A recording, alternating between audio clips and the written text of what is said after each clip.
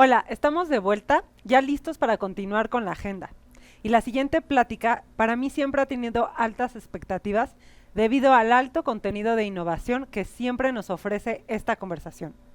Les recuerdo que todas nuestras conferencias están disponibles en 3 canales de audio: español, inglés y portugués, para que puedan disfrutarlas sin la barrera que en algunas ocasiones es el idioma. También quiero recordarles que pueden mandar sus preguntas a los ponentes a través del chat, para compartirlas al finalizar de esta experiencia virtual que estamos a punto de iniciar. En verdad, prepárense para tener una gran sesión, llena de innovación que nos permitirá hacer más ágil, fácil, pero sobre todo, simple la vida de nuestros clientes. Para guiarnos en esta sesión, tendremos como moderador a nuestro compañero Joel Contreras, director de transporte en DHL Supply Chain México. Joel, bienvenido. Y también quiero presentarles a nuestros anfitriones en cada uno de los puntos que estaremos visitando. Es para mí un honor tener a Martin Wilmore, cofundador y CEO de DigiHow.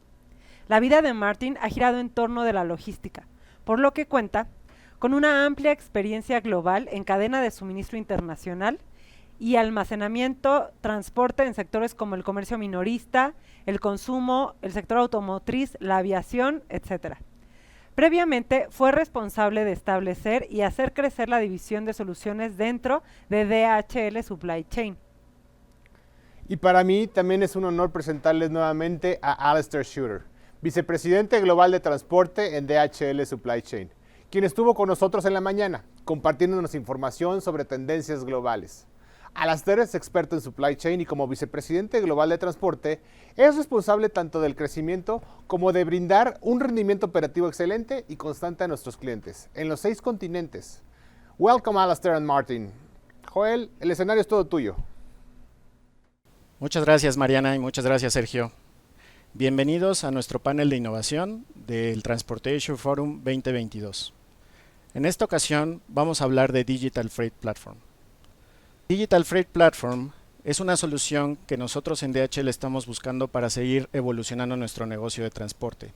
En conceptos básicos es cómo conectar la oferta y la demanda a través de un aplicativo o software que nos permita lograr eficiencias operativas para nuestras operaciones y también hacer el mejor uso de toda la información que se genera para poder optimizar nuestros procesos.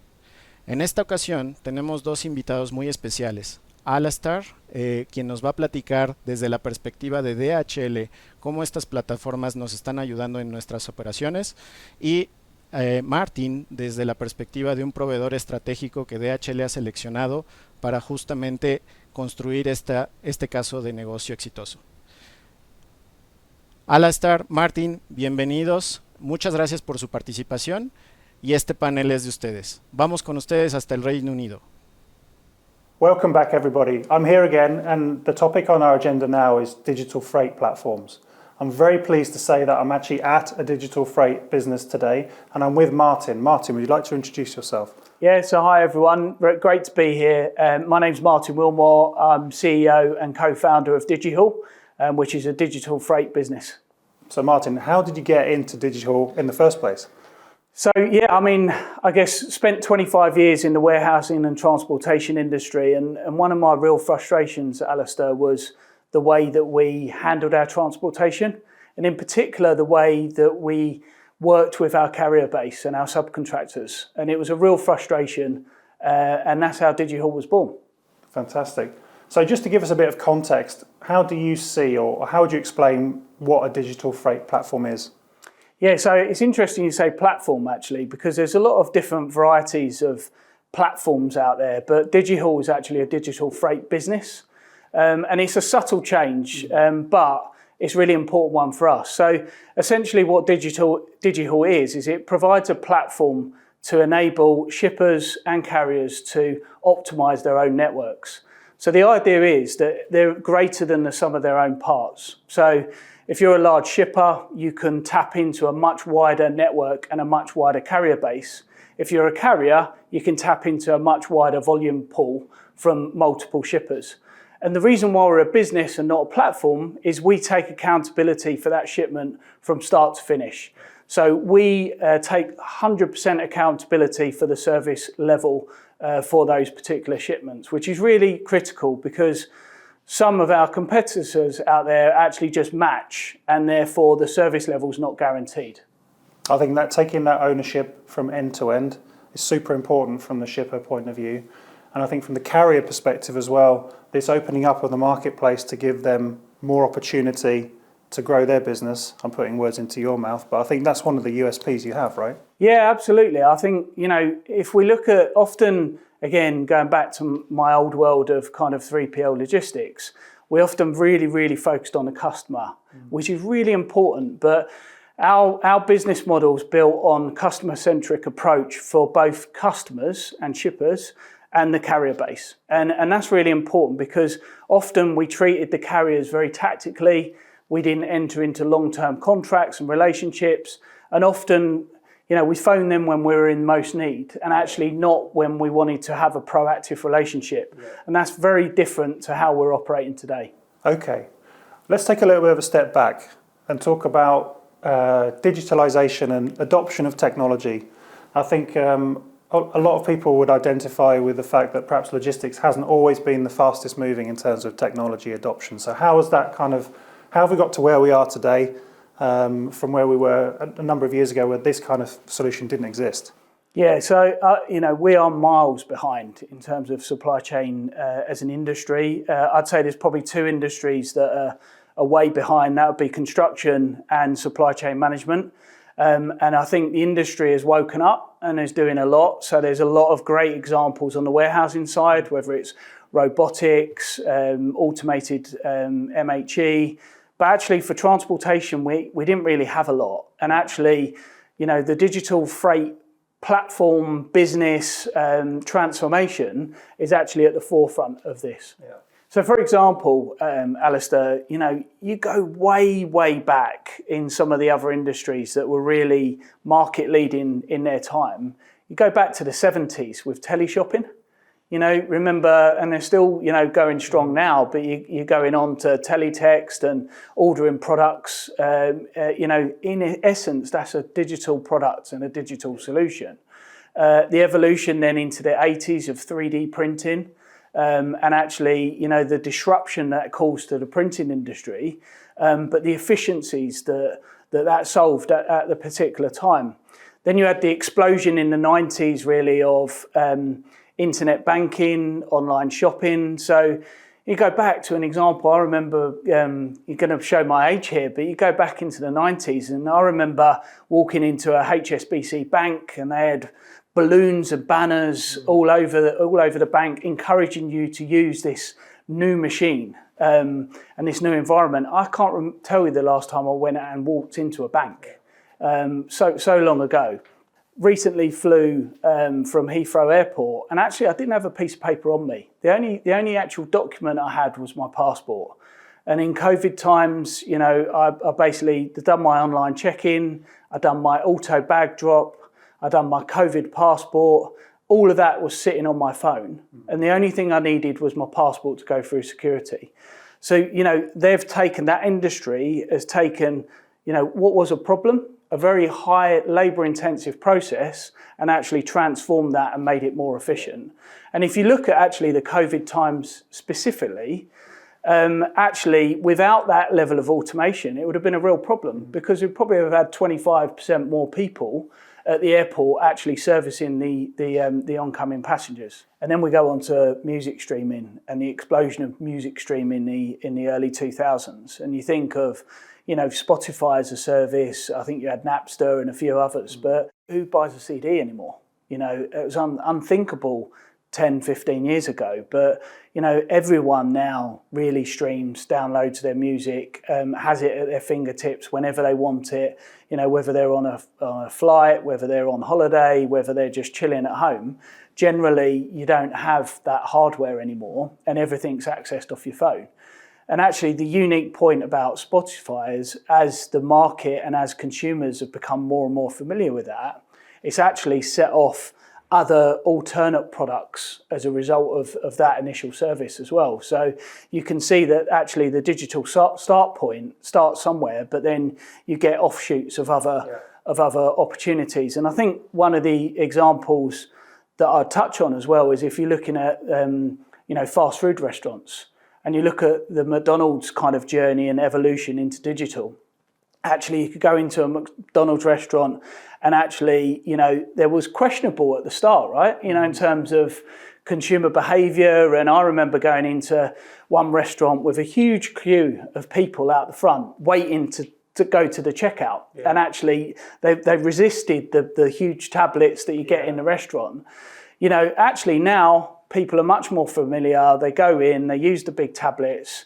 But the reason why I'm saying about the offshoot of products is actually organisations like Just Eat, Deliveroo have all exploded off the back of that digitalisation agenda. Yeah. And the fact that people are downloading, whether it's Starbucks or McDonald's, their applications, actually then you've got other support services that grow and can benefit off the back of it.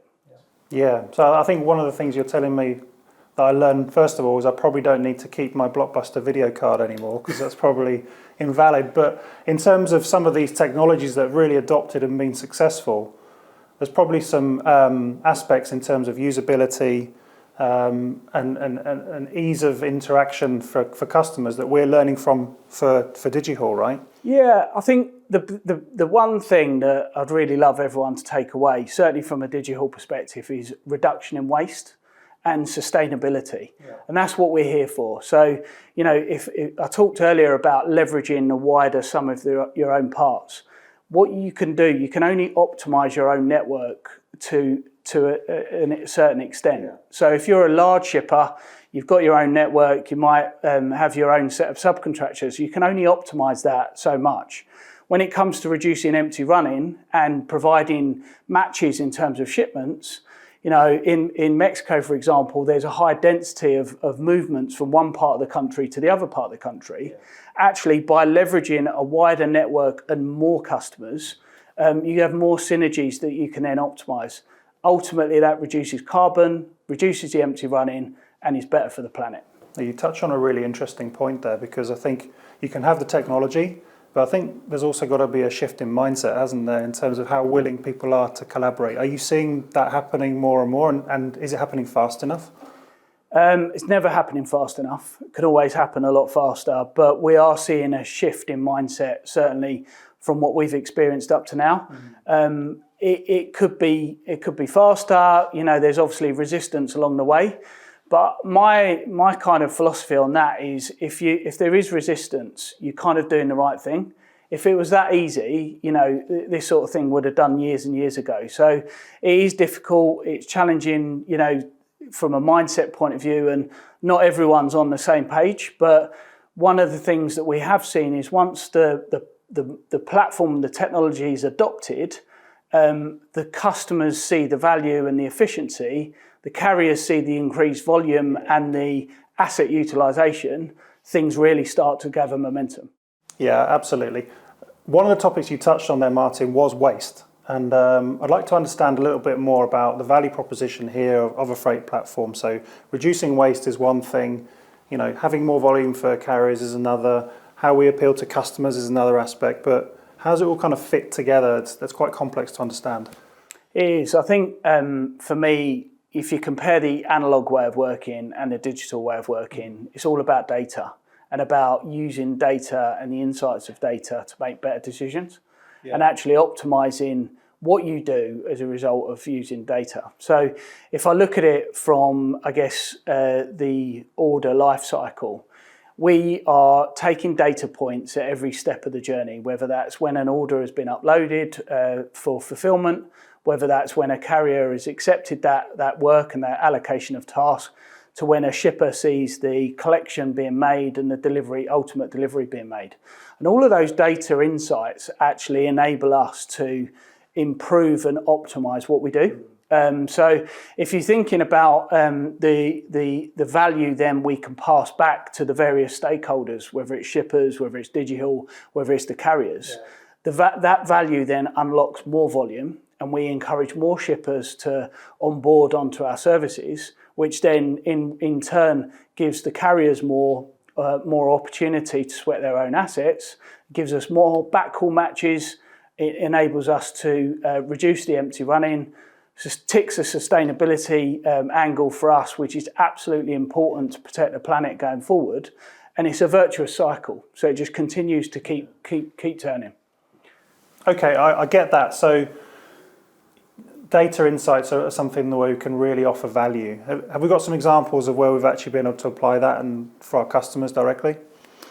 Yeah, so when Digihall was first formed here in the UK, actually one of our first major customers was DHL. And actually we've optimised the existing DHL network by 9%. And that's in just over 12 months. So actually it shows and it proves that if you can work with the data, you can really drill in and mine the data in a positive way, the results that you can get. Since then, we've developed a really good data algorithm that actually takes new shippers' data sets. We overlay that with the foundation layer that we've got. So last year we did 130,000 shipments. We can overlay that customer's shipment profiles and actually see where their weight and density of lanes and movements is. So we can specifically target key lanes and work with our carriers to create round trips.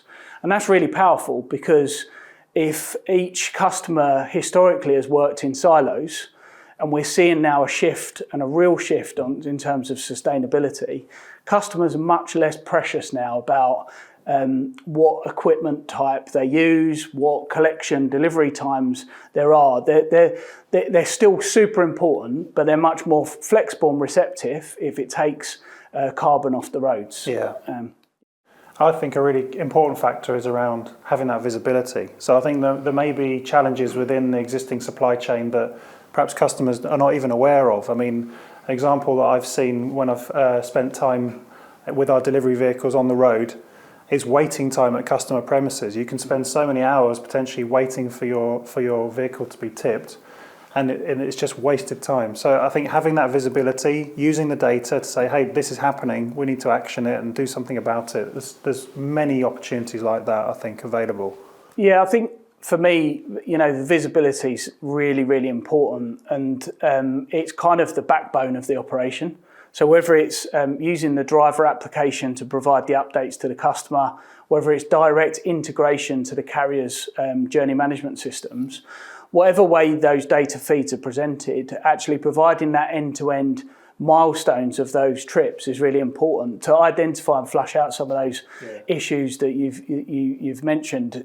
Dwell times at DC are really a problem. Often when customers are subcontracting, the subcontractors are almost second rate sometimes and actually getting a rough deal. So actually shining a light on that's really important. But the one that we're most excited about, and I guess it shows how far behind the supply chain industry is electronic PODs. Yeah. So actually cutting out paper and that waste of paper by providing electronic date and timestamps is really, really important. And I had multiple customers come and talk to me, in recent years to say, well, how can Amazon provide, date and timestamps for delivering something as small as a pen, but actually you're moving, £1 million worth of haulage and you can't provide that visibility. Yeah. So that's what we're here for. Yeah, I think there's catching up to be done there. And I can see from what you've described how reducing waste is fundamental to making all of this work. Another area that's shown within this kind of flywheel that is describing the business model, though, is about for carriers having benefits for them, so more business for them, better terms, etc. Can you describe a bit more about and give an example where carriers have really benefited from working with Digihall? Yeah, it's a really good point, actually, because I said right at the start that carriers are absolutely central to this, and actually it needs to be a balance between all parties. So what we have actually done is by using the data and the insights, we've been able to provide where we've got consistent, high volume lanes, we've been able to contract those onto longer term contracts. So whereas typically before we'd be booking and manage that over the phone, over an email on a tactical day-by-day basis, we've been able to contract those lanes, in some cases up to 3 years, which has then enabled the carriers to invest in vehicles, and invest in their own infrastructure to support that volume, because they know it's coming and they know they've got that base level of volume. And that's really important, because it gives them certainty of the future, which is important for them, but it gives us reliability of service, and I guess it buys them more into providing our updates that we need in terms of that digital agenda. So I think it kind of works all round, and from a carrier point of view, we've had good feedback. I think that's a really kind of a myth almost to be dispelled about a digital solution, because maybe when you first think about it, you might think it's not about relationship, right? Because we're trying to do everything digitalized, no touch, no paper, people not involved. But actually it's more important, because you have better visibility of who you're working with. The carrier has more opportunity to build freight and get more business. So it's actually a really important ingredient of the digital freight platform. Yeah, and we've got a team of people, so we're not completely digital when you can't speak to anyone, or you don't get any customer service kind of follow-up. So we've got a team of industry experts. We say that we're the digital freight business with a human touch, because we always want that. And supply chain logistics, it's never as simple or as easy as we make it out to be, because it's complex sometimes and things go wrong, and you need to know that there's a team of experts on hand ready to support.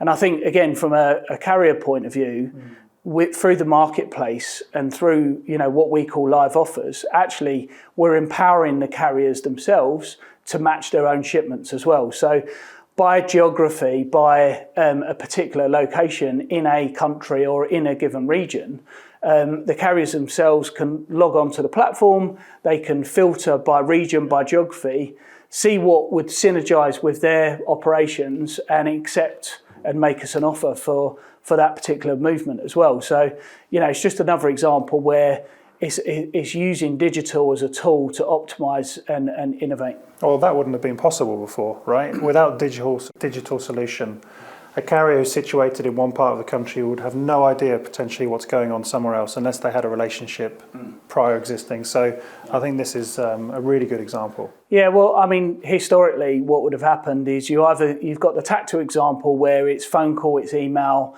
and it's literally, I'll call you when I need you. Yeah.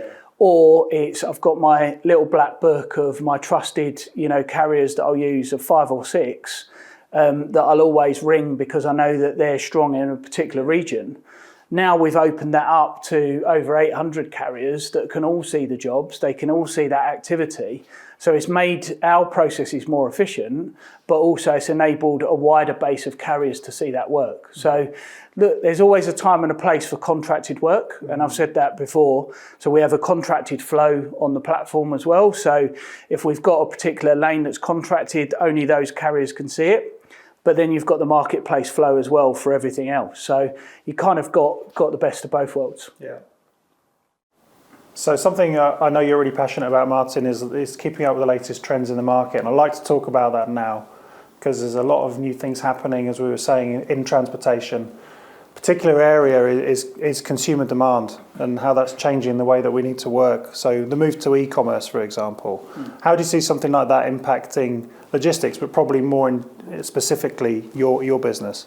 Yeah, so a couple of our main customers are actually in the e-commerce space. They're actually parcel organisations, and actually we've helped them with their line haul movements. Again, we, from a visibility point of view, knowing when their hauliers are about to arrive, they're highly sequenced network operations. So, having that time commitment and having those deliveries and knowing when they're coming into their facilities for onward distribution is really important.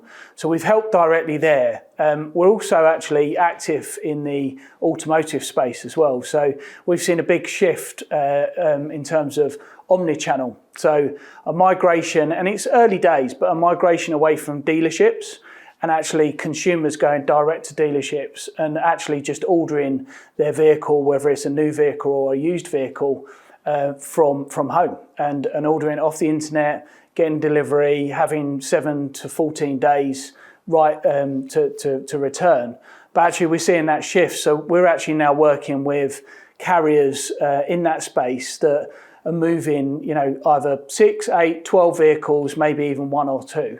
And optimizing there as well. So, we're not just in the FTL full truckload space. We actually can move into that automotive space, and there's a lot of synergies with that as well. And that trend we can only see getting stronger and stronger. Yeah, exactly. I mean, omnichannel is the direction that it's going in for a lot of our customers, which is obviously great for the end user, but it means more complexity in terms of supply chain and how they're designed.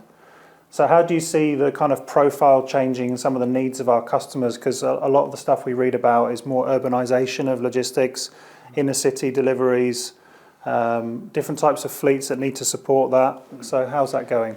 Well, a number of different areas, I guess. I mean, you see more regulations around urban areas and inner cities, and depending on which geography you operate in, those restrictions and those regulations are very different. But actually, by using a digital solution, digital system, actually we can enable and help the driver through that process and make sure that we're compliant with those systems and solutions.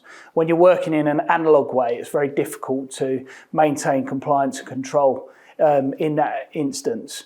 But I guess from a greener point of view, actually, you can then, we're going through a process at the moment where there's a certification process for our carriers. And based on a series of questions that we ask, actually we can then inform them of how green they are and what steps they need to take to be more sustainable going forward. So whether that's the engine types they're using, whether it's the type of trailers they're using, whether it's even the fuel they're using, actually we can then inform them and educate them in some of the steps that they need to take to improve. For us, it's just an information gathering exercise. We're not discriminating between someone that scores lowly to someone that scores highly. Yeah. It's just an information gathering exercise. But I can certainly see a time where specific customers will be coming to us and saying, look, I only want to use this type of equipment. So urban areas, I only want to use electric trucks. Yeah. And I can definitely see a time. And I think, this certification program is probably the first step in that journey. I think it's absolutely key, and especially getting to a point where we can offer that choice and all the visibility that goes with it is going to be crucial. So maybe moving to a different topic around autonomous driving. Is that something that you've seen pop up at all in your world, or you see coming on soon? Yeah, I mean, I think it's still kind of very much exploratory. I think, we've been to a couple of large OEMs, and it's really exciting and interesting to see what we see. The technology is definitely there.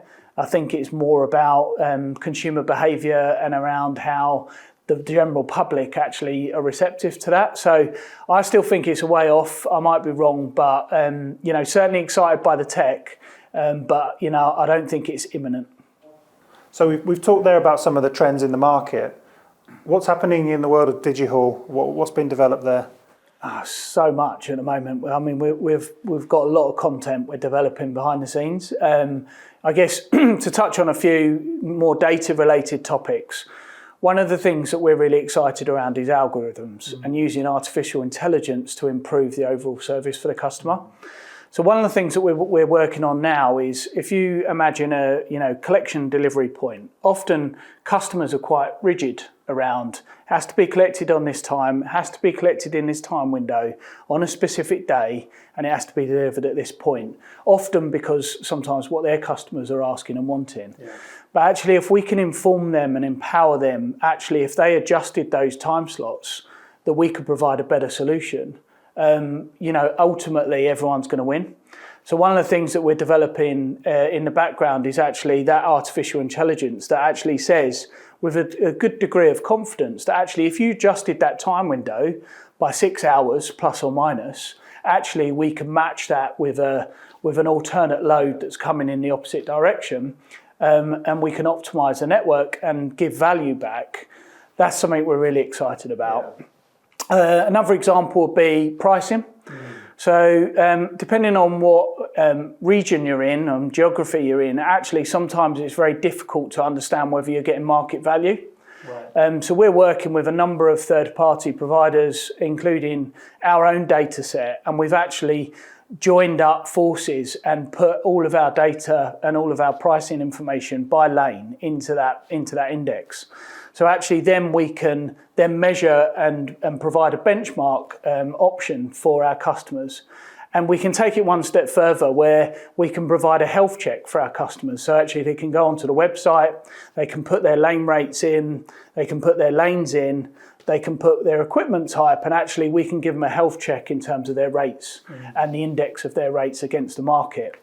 So we're quite excited about that because certainly, for the UK market, that doesn't exist, and it's quite innovative. I think that's really cool. What about in terms of the technology the drivers are using, the app? What updates are you doing there? One of the things we've realised is actually the app isn't the answer to everything. Yeah. We're simplifying our app, so we've got a new launch of our app coming out later this year.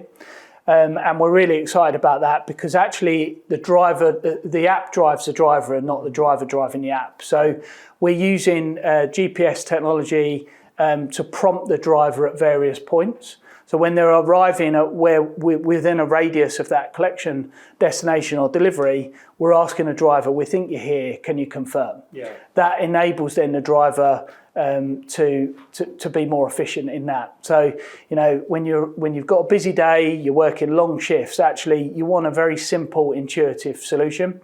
And that's what we think we've nailed with our new version of the app, as well as electronic PODs.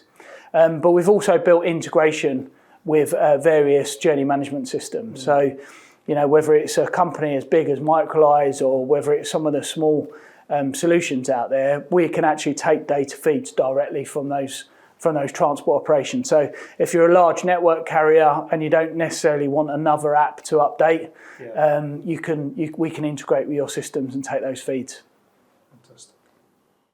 Okay, so if we continue talking about the market trends going on, and we focus really on LATAM now. So I think there's some specifics around the Latin America market that make it stand out. Mm-hmm. So one area is the carrier base, the trucking companies that we might be working with. Some of those are quite a lot smaller and you might have more predominance of those. How would a solution like DigiHaul help in that way? The overriding point I'd say is that the platform doesn't discriminate whether you're small, medium or large. It doesn't matter, as long as the ultimate optimum solution to the customer is fulfilled.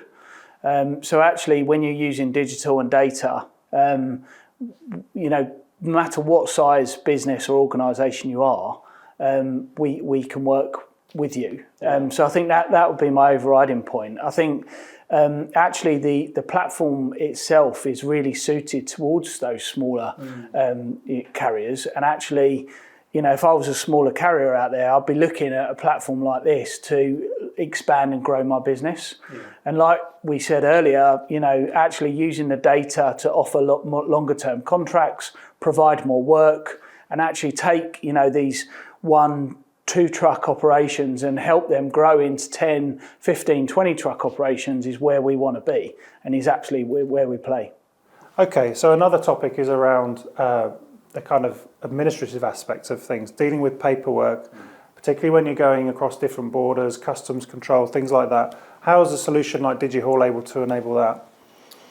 I mean, really, it's a digital process. So as long as the system has the functionality and capability, and DigiHaul has, we can provide documentation to the end driver. Mm-hmm. So if they're going cross-border and they're crossing into North America, for example, we can provide all the documentation they need at a click of a button on their phone and their device. And actually, we talked about smaller carriers. Yeah. Sometimes those smaller carriers don't necessarily have the infrastructure to manage and handle some of that customs documentation. Sometimes maybe the accuracy or the quality of the documentation might not be right, particularly when you're handling papers again and you can lose papers. Actually, having it on your phone in one place in a succinct way. I spoke earlier about airlines and the journey through an airport. If you relate that to, downloading your boarding pass to downloading your COVID passport, actually having that on your phone is no different to having that customs documentation when you're crossing a border. Yeah. Thank you, Martin. That was a really insightful conversation. I think it was really great to talk about the market and the value that you're bringing as DigiHaul. It's really exciting to see that and hear about that. We've got some questions for you now that we'd like to pose, and perhaps we'll just go ahead with those. Alastair, Martin, muchas gracias por esta gran explicación que nos dan de Digital Freight Platform. Es un tema que ha causado mucho interés y entonces vamos a pasar a la sección de preguntas.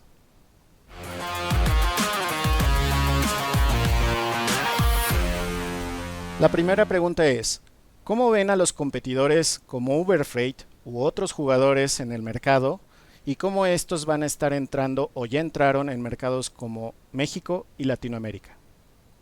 So how do you see competitors such as Uber Freight entering the market with global scale, particularly LATAM market? So one of the things that competitors like that haven't got is that existing volume and that existing revenue.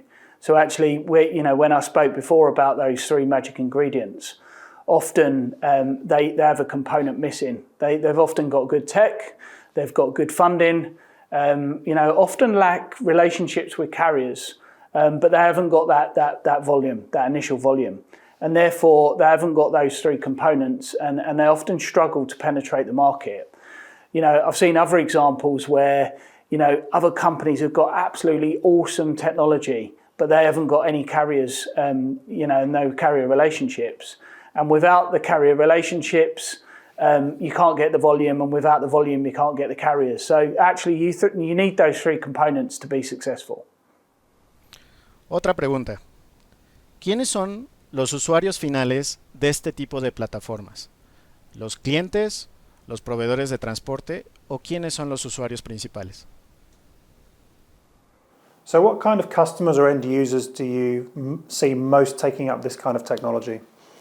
I think, it applies to all customers and all industries, but where we've seen the most value generated, I think, is in the large FMCG, retail consumer organisations, because often, they have complementing flows. So the large manufacturers are manufacturing a certain part of that geography, and the recipients are often in a different part. So actually, by joining those networks up and complementing those flows, it actually can make a really powerful solution. So, that's where we've seen higher degrees of success, but I think it's relevant to most industries and sectors, but that's certainly where we've seen the most value driven. Siguiente pregunta. ¿Este tipo de tecnología tiene alguna limitación dependiendo del país o la región? ¿Y es viable usarlas en todos los países? And do we see this technology having any kind of limitation depending on the region or which countries that it's applied in? So I think actually, all regions, all geographies, all industries have slightly different unique problem sets. But ultimately, transportation and supply chain management is all about people and process, depending on where you are in the world at that time. So yes, the platform has to be developed to suit local regulatory requirements or local nuances or particular issues that that particular geography is seeing at that particular time. But that's the beauty of the technology. Actually, it can be developed, it can be standardized, and actually then if you're a large global customer, you're benefiting from the digital service that's standardized across the globe. So yes, we can tweak, and we have made tweaks for different regions and different geographies to support, but ultimately the backbone of the solution and the business and the platform is standardized. Wow, qué interesante. Tenemos muchas más preguntas, la verdad es que se está llenando, pero tenemos límite de tiempo, entonces vamos a seleccionar la última y les agradeceremos su respuesta. En mercados fragmentados y con baja adopción de tecnología, ¿cuáles son los principales factores de éxito para garantizar que los transportistas, pequeños, medianos y grandes, usen estas aplicaciones? How does DigiHaul bring value to DSC and its customers? Well, one of the things that we've built really since the inception of DigiHaul is a really, really strong partnership.